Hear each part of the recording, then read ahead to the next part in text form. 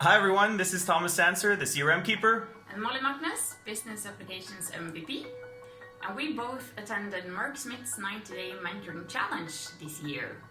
Alright, so the mentoring challenge, Marlin, what was your key takeaways from the mentoring challenge? I personally loved getting to know the community better and the people that attended the challenge, see what they did, how I could be better in the business applications community and world, and especially the part with social media presence and how you present things forward. And yours?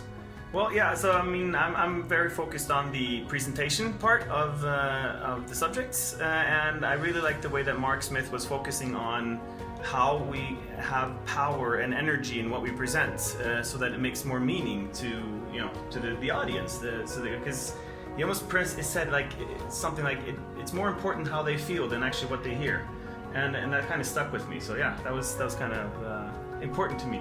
Yeah. Anything like what was like fun about? Did you have anything fun tidbits about this thing? Yeah, because we met once a week and we became a group of friends because we shared our cam and we could see each other and had some cheers together, and it was just a great fun experience. Yeah. And what was yours best? Well, except for the fact that you always see someone having a cat that suddenly jumps up on the webcam. I just really like the fact that Mark's energy.